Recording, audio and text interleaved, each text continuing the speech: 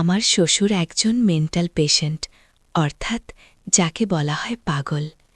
একদিন আমি আমার শ্বশুরকে ওষুধ খাওয়াতে গিয়ে দেখি আমার শ্বশুর বারান্দার ওপরে বসে বিশাল সাইজের একটা শোল মাছ হাতে নিয়ে খেলা করছে। বন্ধুরা, তোমরা নিশ্চয়ই শোল মাছটিকে চিনতে পেরেছ। সে মাছটিকে এমনভাবে দুহাতের মাঝখানে রেখে বাচ্চা ছেলেদের মতো নাড়াচাড়া করছে, যেন তার হাতের মধ্যে থেকে মাছটি বারবার ছুটে দৌড় দিতে যাচ্ছে। আমি এই দৃশ্যটি দেখে তার কাছে আর গেলাম না, দূর থেকে তাকিয়ে তাকিয়ে দেখছিলাম। আমার কাছে এত ভালো লাগছিল, তোমাদেরকে বোঝাতে পারবো না। এত বড় মাছ আমার পাগল শ্বশুর পেল কোথায়? আমার কেমন যেন সেই মাছটার প্রতি লোভ জন্ম নিল। আমার মনে হচ্ছিল মাছটাকে না খাওয়া পর্যন্ত জিভের জল পড়া বন্ধ হবে না। বন্ধুরা, আমার নাম রিমা। আজকে আমি আমার বুদ্ধি প্রতিবন্ধী পাগল শ্বশুরের সাথে ঘটে যাওয়া অনেকগুলো মজার ঘটনা তোমাদের সাথে শেয়ার করব। অবশ্যই ধৈর্য ধরে ভিডিওটি তোমরা সম্পূর্ণ ওয়াচ করবে। ভিডিওটা যদি একটু টেনে দেখো, অনেক মজার ঘটনা মিস করবে। আমার বিয়ের পরের দিন সকালবেলা আমার স্বামী মাসুম আমাকে তার বাড়ির ভেতর বাহির সব জায়গার কোথায় কি সমস্ত কিছু সম্পর্কে পরিচিত করে দিচ্ছে, কারণ আমার শাশুড়ি বেঁচে ছিল না। আমিও তার পিছু পিছু ঘুরে ঘুরে সব কিছু দেখছিলাম। তারপর আমাদের বাড়ির পেছন গেট দিয়ে আমাকে বের করে নিয়ে তাদের একটি টিনের ঘরের সামনে নিয়ে গেল। কিন্তু বড় আশ্চর্য ব্যাপার হলো, ঘরের বারান্দায় একটি বৃদ্ধ মানুষের পায়ে শিকল দিয়ে বাঁধা ছিল। আমি আমার স্বামীকে জিজ্ঞেস করলাম, এই লোকটিকে? তখন মাসুম বলল, এটা আমার বাবা। আমি তখন মাসুমকে জিজ্ঞেস করলাম, তোমরা সবাই থাকো এই বিল্ডিং ঘরে থাকো, আর এই লোকটিকে টিনের ঘরের বারান্দার উপরে রেখেছ, তবু আবার পায়ের শিকল দিয়ে? মাসুম তখন বলল, এসব বিষয়ে তুমি আস্তে আস্তে সব জানতে পারবে। তবে তোমাকে যে জন্য এখানে নিয়ে আসছি সেটা হলো, 3 বেলা 3 মুঠো খাবার এই লোকটিকে তুমি নিজের হাতে দিবে। আমি নতুন বউ, দ্বিতীয়বার আর কোনো কথা মাসুমকে জিজ্ঞেস করলাম না। তারপর মাসুম সেখান থেকে আমাকে নিয়ে রুমে চলে এলো। রুমে আসার পর একটা বিষয় আমার মাথার মধ্যে শুধু ঘোরপাক খাচ্ছিল। আমি যতক্ষণ আমার শ্বশুরের সামনে দাঁড়িয়েছিলাম, ততক্ষণ পর্যন্ত সে চুপচাপ একটা শান্ত শিশুর মতো অপলক দৃষ্টিতে আমার দিকে তাকিয়েছিল। তাকে দেখে আমার খুব মায়া হচ্ছিল। চুলগুলো বড় বড়, গায়ের কাপড় চোপড়গুলো ছেঁড়া, পরনের প্যান্ট বিভিন্ন জায়গায় ছিঁড়ে গেছে। তবে তার তাকানোর মধ্যে কেমন যেন একটা রোমান্টিকতার ছোঁয়া ছিল। মাসুমের সাথে সংসার আমার বেশ কিছুদিন হয়ে গেল। যতদিন যাচ্ছে ততটাই কেমন যেন আমার মধ্যে অশান্তি বিরাজ করছে। মাসুমের টাকা পয়সা, অর্থ সম্পদের কোনো দিক দিয়ে অভাব ছিল না। সে আমাকে হাত ভরে টাকা দিত। যখন যা প্রয়োজন তখন আমার মতো করে নিজের চাহিদাগুলো মেটাতে বলতো। কিন্তু তারপরেও বেলা শেষে কেমন যেন নিজের কাছে নিজেকে অসুখী মনে হতো। বন্ধুরা, একটা মেয়ে মানুষের কোন সময় নিজেকে অসুখী মনে হয় সেটা নিশ্চয়ই তোমাদেরকে বোঝাতে হবে না। আমি সেদিক থেকে কোনোভাবে একটুও সুখ শান্তি অনুভব করতে পারিনি। সেটা মাসুম নিজেও বুঝত। এ বিষয় নিয়ে আমাকে অনেকবার বলেছে, দেখো, সব মানুষের সব কিছুই সম্পূর্ণভাবে থাকে না। আমি জানি আমি তোমার সব চাহিদা পূরণ করতে পারলেও একটা চাহিদা তোমার কোনোদিন পূরণ করতে পারবো না, কারণ আমি টাকার পেছনে ছুটতে ছুটতে অনেক বয়সে তোমাকে আমার বউ বানিয়ে ঘরে এনেছি। সময়টা মানুষ নিজের বউয়ের সাথে ভালোভাবে নিজের মতো করে সময় কাটায়, সেই সময়টাই আমি পার করার পরে তোমাকে আমার ঘরে নিয়ে এসেছি। আমি মাসুমের সব কথাই বুঝতাম, কিন্তু বুঝে লাভ কি ছিল? তার কথাতে তো আমার মনের সুখ শান্তি ফিরে আসবে না। একটা মানুষের যখন পেটে অনেক ক্ষুধা থাকে, তখন সে বিভিন্ন জায়গায় মানুষের কাছে হাত পাতে এক মুঠো ভাত পেট ভরে তৃপ্তি সহকারে খাবার জন্য। কিন্তু যখন হাত পেতেও কেউ তাকে সাহায্য করে না, তখন সে বিভিন্ন কৌশল অবলম্বন করে, এমনকি চুরির মতো জঘন্য কাজও করতে বাধ্য হয়। আমার বেলাতে তো এমন একটা ঘটনা ঘটেছিল। একদিন আমি দুপুরবেলা আমার শ্বশুরের খাবার নিয়ে তার সামনে রাখলাম। আমার শ্বশুর খাবারের প্লেট একটি হাতে নিয়ে আমার চোখের দিকে তাকিয়ে চুপচাপ কি যেন ভাবছিল। আমি তাকে জিজ্ঞেস করলাম, আপনার আর কিছু প্রয়োজন আছে আব্বা? সে তখন মাথা নেড়ে বোঝাল, না। সেদিন কেমন যেন তাকে দেখে আমার পাগল মনে হচ্ছিল না, কারণ তার তাকানোর দৃষ্টিভঙ্গি কখনোই বোঝায় না যে সে একজন পাগল। আমি তার খাবার দিয়ে উঠে আসতে আমার শ্বশুর আমার হাত চেপে ধরে আমাকে তার কাছে বসার জন্য ইশারায় বোঝাল। আমি তার কাছে বসলাম। এবার সে আমার মাথার উপরে হাত রাখল। এমনভাবে আমাকে তাকিয়ে দেখছিল, মনে হচ্ছিল সে কখনো মেয়ে মানুষকেই দেখে নাই। তার চোখে মুখে ক্ষুধার্ত একটা ভাব ছিল।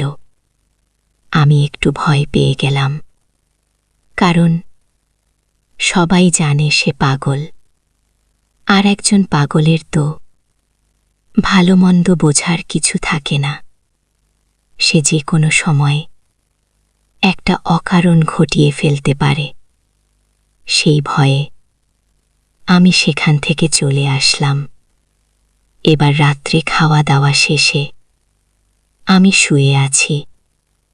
মাথার মধ্যে বারবার একটা বিষয় ঘুরপাক খাচ্ছিল। সেটা হলো, আমার শ্বশুর পাগল মানুষ, বুদ্ধি প্রতিবন্ধী। তার কাছে এত বড় একটি মাছ কিভাবে আসলো? একদম তরতাজা, তার দুহাতের মধ্যে যেন লাফালাফি করছে। আমি বিষয়টা বুঝে উঠতে পারছিলাম না। আমি তার কাছে গেলে কেমন যেন একটা মায়া সৃষ্টি হয়।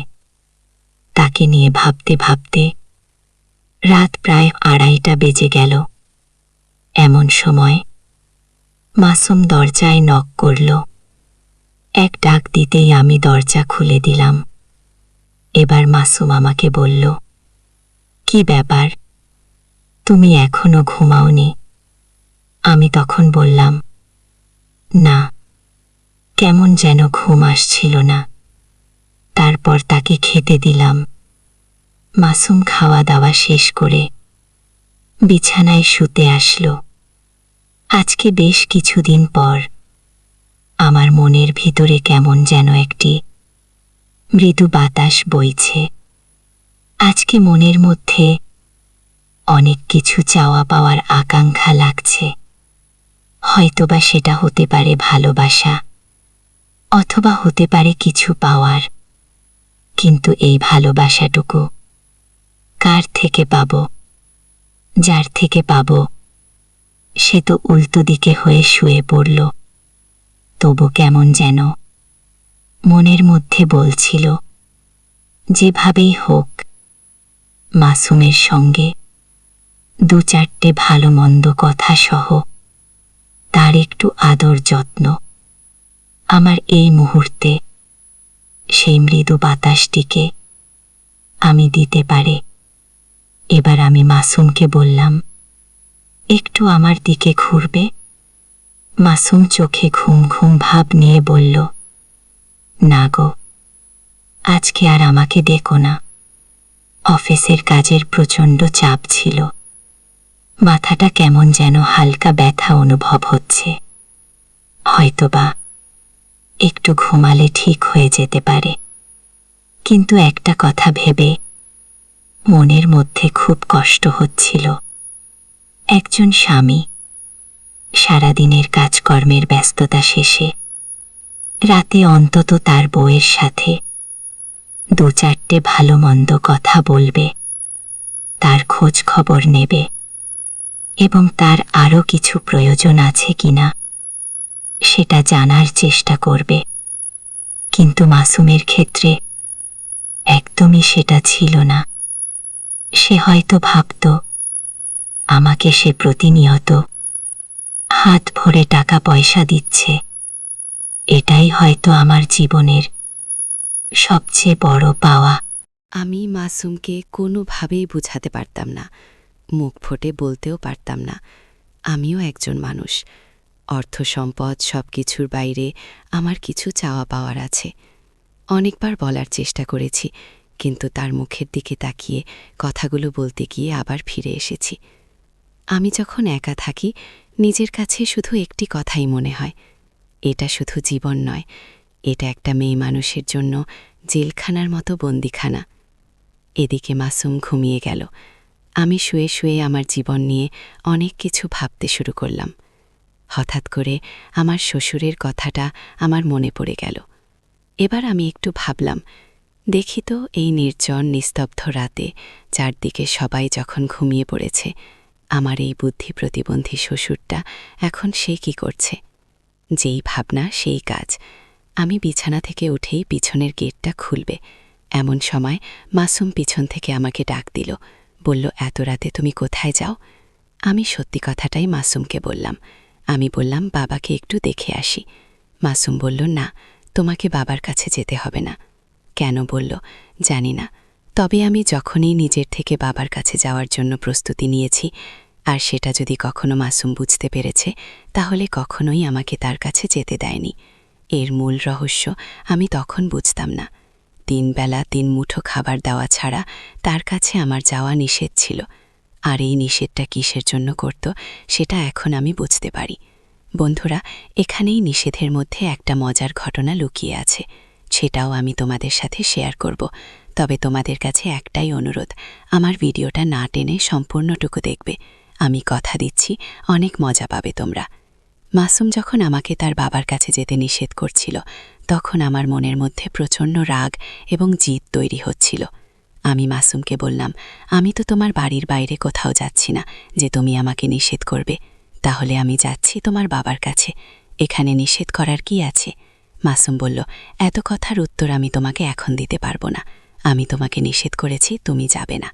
আমি বললাম, আমি একজন মানুষ, আমারও ভালো মন্দ কিছু স্বাধীনতা আছে।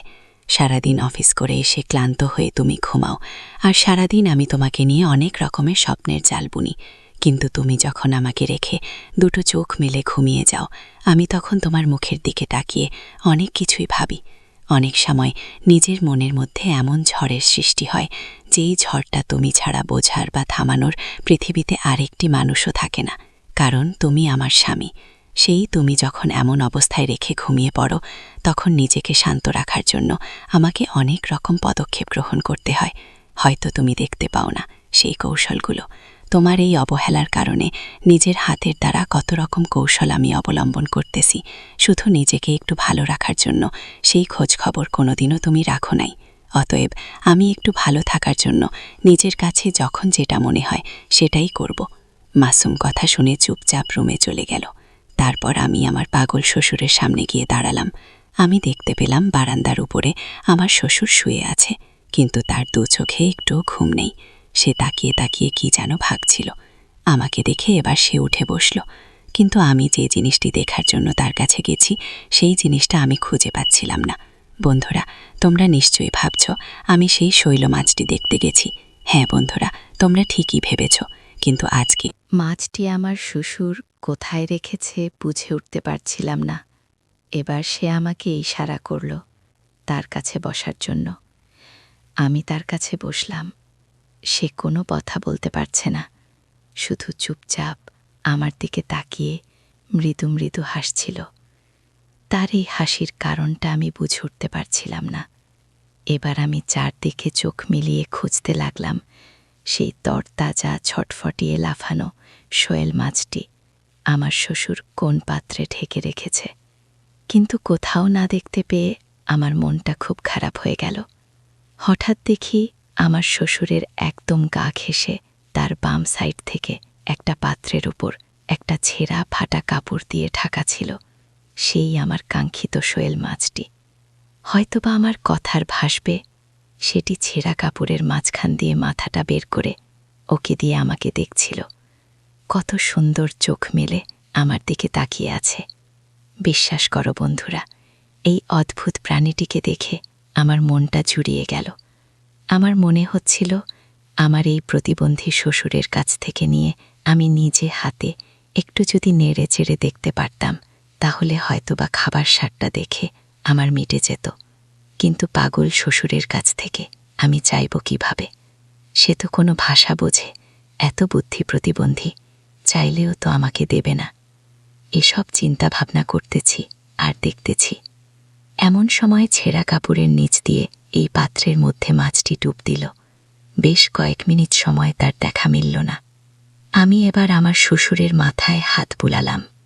মানুষটা দেখতে শুনতে অনেক সুন্দর, কিন্তু মনে হয় বেশ কয়েক মাস তার মাথার চুল দাড়িগুলো কাটা নাই, যার কারণে তাকে একটু বন মানুষের মতো দেখা যাচ্ছিল। ঠিকমতো গোসল নাই, খাওয়া দাওয়া নাই। এভাবে একটা মানুষ কিভাবে বেঁচে থাকতে পারে? আমি সিদ্ধান্ত নিলাম, কালকে সকালে উঠে তাকে গোসলখানায় নিয়ে সাবান শ্যাম্পু দিয়ে তাকে গোসল করাবো। বন্ধুরা, এবার আমি আমার শ্বশুরের মাথায় আলতো করে হাত বুলাতে লাগলাম। আমি তো তার মেয়ের মতো, এমনকি আমি তার ছেলের বউ, কিন্তু আমার শ্বশুরের চোখ মুখে অন্য রকম একটি রহস্য লুকিয়ে আছে। আমি তার মৃদু হাসির মাঝে খুঁজে পেয়েছিলাম। সব কিছু মিলিয়ে আমার নজরটা রয়ে গেল সেই শোয়েল মাছের উপর। কিন্তু অনেক সময় হলো তার দেখা পাচ্ছি না। পালের মধ্যে ডুব দিয়ে আর উঠছিল না। প্রায় 2-3 মিনিট পরে সে এমনভাবে লাফ দিয়ে উঠল, আমি তো ভয় পেয়ে গেলাম। এবার সে পাত্রের মধ্যে থেকে বের হয়ে একা একাই লাফালাফি করতে থাকল। আমার শ্বশুর তার হাত দিয়ে তাকে থামিয়ে রাখার চেষ্টা করছিল, কিন্তু কোনো মতেই সে মাছটিকে থামাতে পারছিল না। এক পর্যায়ে প্রায় 2-3 মিনিট ধরে লাফালাফি করতে থাকল। এভাবে লাফালাফি করতে করতে পাত্রের ভিতর থেকে মাছটি যে পানি খেয়েছিল, মুখ দিয়ে অনেকখানি পানি বের করে দিল। অসাধারণ এই দৃশ্যগুলো দেখতে আমার এতটাই ভালো লাগছিল। কখন যে ফজরের আজান পড়ে গেছে আমি একটুও টের পাইনি। এবার আমার শ্বশুর আমাকে ইশারা করল আমার হাত দিয়ে মাছটাকে ধরার জন্য। হয়তোবা সে তার লাফালাফি থামাতে পারছিল না। সে হয়তো ভাবছিল আমার হাত দিয়ে ধরে তাকে থামাই। কিন্তু এ কি দেখলাম, আমার হাত পড়তেই মাছটি এত জোরে লাফালাফি করতে শুরু করল, তার উচ্ছৃঙ্খলতা আরও বেশ কয়েক গুণ বেড়ে গেল। অবশ্য আমার নিজের হাতে এত বড় মাছ ধরতে পেরে খুবই ভালো লাগছিল। সেই ছোটবেলায় বাবা যখন একসাথে অনেকগুলো বিলের মাছ কিনে আনত, তখন তার ভেতরে একদম তরতাজা ছোট ছোট শোয়েল, টাকি, ট্যাংরা, কত ধরনের মাছ লাফালাফি করত। সেগুলো হাত দিয়ে ধরতে অনেক মজা লাগত। আমার আজকে শ্বশুরের হাতের এই মাছটি নিজের হাতে ধরতে পেরে ছোটবেলার সেই স্মৃতিগুলো মনে পড়ে গেল। হয়তো শ্বশুরের মাছটার সাইজটা অনেক বড়, এমনকি প্রচণ্ড শক্তি গায়। হাতের মুঠের মধ্যে যেন একটুও স্থির থাকতে চায় না। এবার আমি 2 হাত লাগালাম, আমার 2 হাত দিয়ে সেটিকে চেপে ধরলাম। এবার সে অনেক নড়াচড়ার চেষ্টা করল, কিন্তু আমি এমনভাবে ধরলাম তাকে নড়তে দিলাম না। কিছু সময় পর শান্ত হয়ে গেল, কিন্তু এবার আমি তার মাথাতে আমার হাতের আঙ্গুল দ্বারা আস্তে আস্তে তাকে আমার বশে আনার জন্য চেষ্টা করছিলাম। এমন সময় পেছন থেকে মাসুম এসে ডাক দিল। আমি তাড়াহুড়ো করে কাপড়ের নিচে মাছটিকে ঢেকে রাখলাম। হয়তোবা এই মাছের সন্ধানটি মাসুম নাও জানতে পারে। দেখলে হয়তো ভাববে তার এই বুদ্ধি প্রতিবন্ধী পাগল বাপ এই মাছটি পেয়েছে কোথায়। এবার আমি আমার শ্বশুরের কাছ থেকে উঠে মাসুমের কাছে চলে আসলাম। সে আমাকে অনেক রাগারাগি করতে থাকল, আবারও প্রচণ্ড রাগ হচ্ছিল। এমন একটা সময় সে আমাকে সেখান থেকে উঠে নিয়ে আসলো। সত্যি আমি খুব আনন্দ পাচ্ছিলাম। মাসুমের বাড়িতে এসে এ পর্যন্ত এতটুকু আনন্দ আমি পাইনি। এবার আমি সিদ্ধান্ত নিলাম আগামীকালকে মাসুম যখন বাড়িতে থাকবে না, ঠিক তখনই আমি আমার শ্বশুরকে নিয়ে গোসলখানায় ঢুকব। তাকে সাবান শ্যাম্পু দিয়ে সুন্দর করে নিজের হাতে গোসল করাবো। আমি তার থেকে আরও কিছু জানার চেষ্টা করব। এই চিন্তাধারা করে মাসুমের সাথে রুমে চলে গেলাম। পরের দিন মাসুম যখন অফিসে চলে গেল, আমি আমার রুম থেকে নিজের ব্যবহারের সাবান আর শ্যাম্পুর বোতল নিয়ে শ্বশুরের কাছে চলে গেলাম। তার শিকলটা এমনভাবে পরানো ছিল সে একমাত্র বাথরুম ছাড়া অন্য কোথাও যেতে পারবে না। আমি তাকে বাথরুমে নিয়ে যাব, কিন্তু সেই শিকলের সাথে যে তালা মারা ছিল তার চাবিটা আমার কাছে ছিল না। আমি অনেক বড় টেনশনে পড়ে গেলাম। আমার রুমের বিভিন্ন জায়গায় চাবি খুঁজলাম, কোথাও চাবি খুঁজে পেলাম না। অবশেষে বাথরুম থেকে এক বালতি পানি নিয়ে এসে আমার শ্বশুরকে বারান্দার নিচে দাঁড় করিয়ে তাকে গোসল করাতে থাকলাম। তাকে গোসল করানোর সময় আমি একটা বিষয় লক্ষ্য করলাম। তার শরীরে এখনও যে শারীরিক গঠন রয়েছে একটা ২০ থেকে ২৫ বছরের যুবকের মতন। তখন ভাবলাম, তাহলে এই লোকটির এই অবস্থা কেন? এবার এসব চিন্তাভাবনা করতে করতেই আমি তার গায়ে পানি ঢালতে লাগলাম। বন্ধুরা, আসল মজার ব্যাপারটা হলো, আমি যখন শ্বশুরের সমস্ত গায়ে সাবান মাখে পানি ঢালছিলাম, ঠিক এমন সময় শ্বশুরের সেই শৈল মাছটি কোত্থেকে যেন বেরিয়ে আসলো। এখন দেখছি শ্বশুর সেটা হাত দিয়ে ধরে দাঁড়িয়ে আছে। আমি এবার তার হাতটা সরিয়ে দিয়ে এক হাত দিয়ে তার কাছ থেকে শৈল মাছটি আমার হাতে রাখলাম, আর এক হাত দিয়ে তার গায়ে পানি ঢালতে লাগলাম। পানি পেয়ে মাছটি তার লাফানোটা অনেক গুণ বাড়িয়ে দিল। এবার এই মাছটা আমার শ্বশুরের কাছ থেকে নিয়ে খাবার লোভটা আমি কোনো মতেই সামলাতে পারলাম না। কিন্তু একটা আশ্চর্যের বিষয়, মুহূর্তের মধ্যেই একটা অলৌকিক ঘটনা ঘটে গেল। আমার শ্বশুরের মুখ দিয়ে কথা বের হলো। সে আমাকে বলল, বৌমা, তোমার নিশ্চয়ই এই মাছটি খুবই খেতে ইচ্ছে করছে, তাই না? আমি আমার শ্বশুরের মুখে কথাগুলো শুনে একদম আশ্চর্য হয়ে গেলাম। যে মানুষটা ইশারা ইঙ্গিত ছাড়া কাউকে কিছু বোঝাতে পারত না, সেই মানুষটা আজকে কথা বলছে। আমি আমার শ্বশুরকে জিজ্ঞেস করলাম, বাবা, কি ব্যাপার, আপনি কথা বলছেন? আমার শ্বশুর তখন বলল, বৌমা, আমাকে তোমার স্বামী অর্থাৎ মাসুম তোমার শাশুড়ি মারা যাবার পরে পাগল বানিয়ে রেখেছে। সে প্রতি মাসে একটা করে ইঞ্জেকশন আমার শরীরে দিয়ে রাখে। তার মূল কারণ, আমি যেন সবসময় পাগল হয়ে থাকি। আমি তার থেকে জানতে চাইলাম, তাকে পাগল বানিয়ে রাখার আসল কারণ কি? শ্বশুর তখন বলল, বৌমা, তোমার শাশুড়ি যখন মারা যায় তার কিছুদিন পরে আমি মাসুমকে বলি, আমাকে একটা বিয়ে করিয়ে দে। এই কথাটাই যেন আমার জীবনের কাল হয়ে দাঁড়াল। তুমিই বলো বৌমা, আমার কি তেমন বয়স আছে যে আমার বিয়ে করতে চাওয়াটা অপরাধ হয়ে গেল? জানো বৌমা, আমার শরীরের বাঁধটা এতটাই ভালো ছিল যে এই বয়সে যে কোনো কাজ আমি এক নাগারে অনেক সময় ধরে করতে পারি, যেটা আমার ছেলের পক্ষে কোনোদিনই সম্ভব না। আমার শ্বশুরের কথার ভাষা আমি বুঝতে পারলাম। সত্যিই তো তাই, যে মানুষটা একটা শৈল মাছকে নিজের কাছে এতদিন পর্যন্ত একদম তার তাজা শক্তিশালী হিসেবে জীবিত রাখতে পারে, তাহলে তো একদমই মিথ্যে কথা বলে নাই। আমি বললাম, হ্যাঁ বাবা, আমি বুঝতে পারছি আপনি আসলেই একজন শক্তিশালী পুরুষ মানুষ। আপনার সাথে আপনার ছেলের তুলনা হবে না, সেটা আপনাকে দেখেই বুঝতে পারছি। এবার আমার শ্বশুর বলল, বৌমা, তোমাকে একটা কথা বলবো আমি। সেদিন থেকেই বুঝতে পারছি দেদিন, তুমি আমার এই পোষা আদর যত্ন করে লালন পালন করা শৈল মাছটিকে দেখেছ। সেদিন থেকেই তোমার মনটা এটাকে খাওয়ার জন্য খুবই আশা করে আছে, তাই না? তুমি চাইলে আজ এটাকে নিয়ে তোমার মতো করে যেভাবে ইচ্ছা সেভাবে সুন্দর খুব যত্ন সহকারে রান্না করে খেতে পারো। আমি আমার শ্বশুরের কথা শুনে একটু লজ্জা পেলাম, কিন্তু ভাবলাম যে মানুষটা নিজের ইচ্ছায় আমাকে খেতে দিতে চাচ্ছে, সেখানে লজ্জার কিছু থাকতে পারে না। আমি আমার শ্বশুরের গোসল শেষ করিয়ে শুকনা পাপড় চোপড় পরিয়ে তাকে বললাম, বাবা, এবার আপনি আপনার পোষা আদর যত্নের শৈল মাছটি আমার হাতে তুলে দিন। আমি এটাকে আমার মতো করে খেতে চাই। তারপর শ্বশুর আমার মুখে এমন কথা শুনে তার চোখ মুখে হাসির একটা ঝলকানি দিল। সে আমাকে নিজের হাতে সেটি নিতে বলল। এবার আমি বারান্দার উপর থেকেই সেটিকে নিলাম।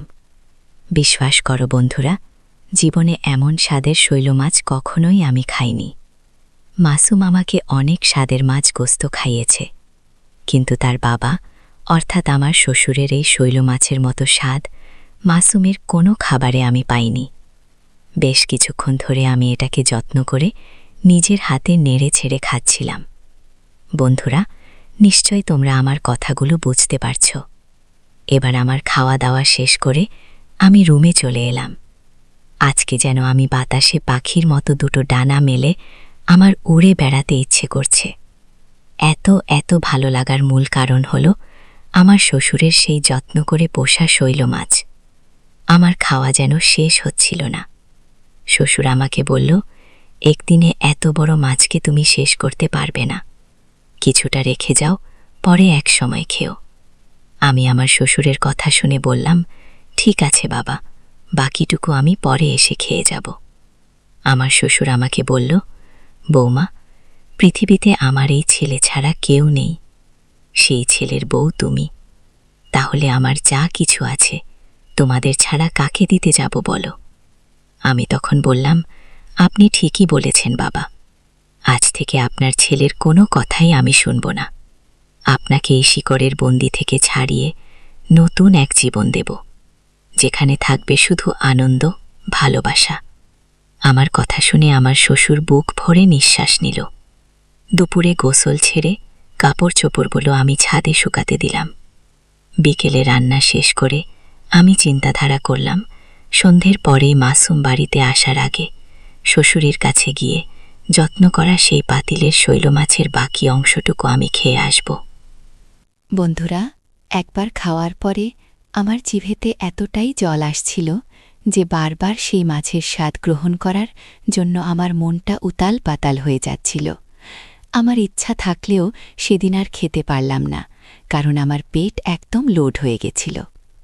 বন্ধুরা, তোমরা এতটা বোকা নয় যে আমার কথা বুঝতে পারছ না। আমি তোমাদেরকে কি বলে বোঝাচ্ছি নিশ্চয়ই তোমরা বুঝতে পারছ। তারপর আমি খাবার হাতে করে নিয়ে আমার শ্বশুরের সেই ঘরের বারান্দায় গেলাম। আজকে ভাবলাম দুজনে একসাথে বসে খাবো। আমি শ্বশুরকে খাওয়াই দেব, শ্বশুর আমাকে খাওয়াই দেবে। তারপর আমি আমার শ্বশুরের কাছে গেলাম, দুজন মিলেমিশে খেতে থাকলাম। ছেলের বউয়ের শ্বশুরের প্রতি আমাদের এই আদর, যত্ন, ভালোবাসা একটা দৃষ্টান্ত হয়ে থাকবে।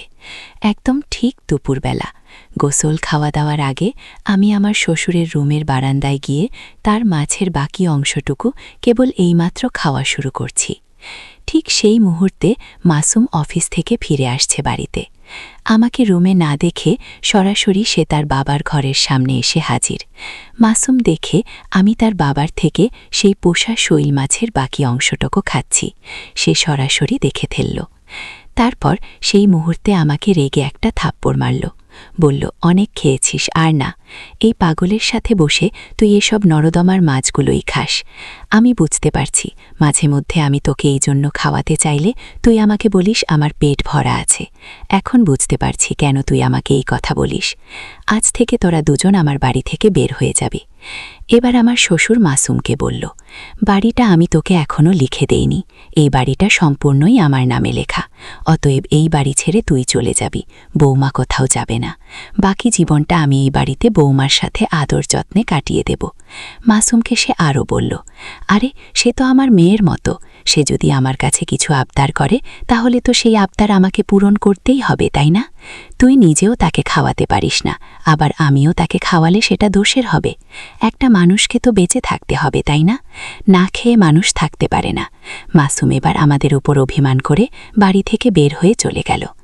আমি আর আমার শ্বশুর খুব আনন্দের সাথে সেই বাড়িতে নতুন করে জীবনযাপন শুরু করলাম। বন্ধুরা, আজকের গল্পটা তোমাদের কাছে কেমন লাগলো? আশা করি অনেক ভালো লেগেছে। যদি তোমাদেরকে একটু বিনোদন দিতে পারি তাহলেই আমার সার্থকতা।